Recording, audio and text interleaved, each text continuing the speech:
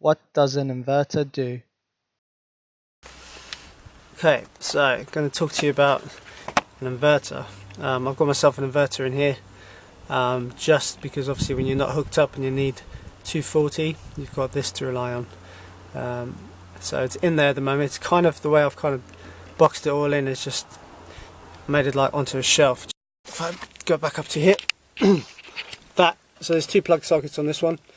This is an extension lead which I've run to the front of the van just to give me an extra socket at the front there. So I literally just pull that out when I need it and just run it off my inverter.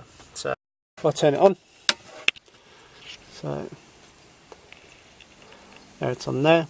This little switch here is the fan, which you can hear now.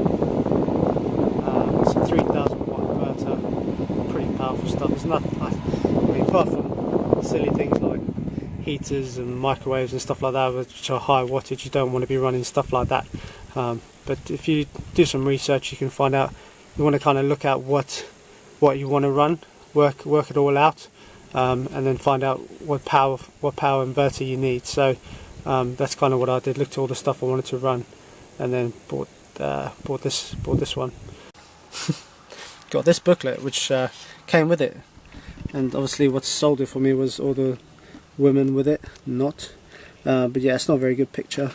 But if I try and scroll over, honestly, the actual equipment is good. This inverter is very good, to be fair, but the pictures and stuff that come with it are just horrendous. But we won't go into that. How to wire up an inverter. Okay, so just to briefly go through how to set it up, you just go off the back of the inverter. There's obviously positive and negative terminals which run down to the leisure batteries.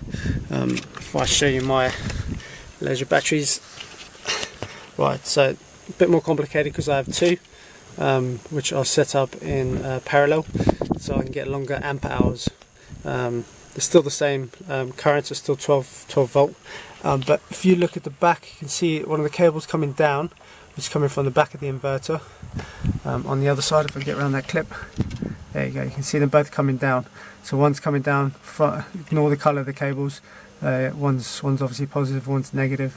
It's coming down onto the leisure batteries, so that's where it gets its power from, which gives you 240. So just going back to this, something I've just noticed, these inverters probably won't work very well in water, so that's not the greatest advertisement there. Where are you?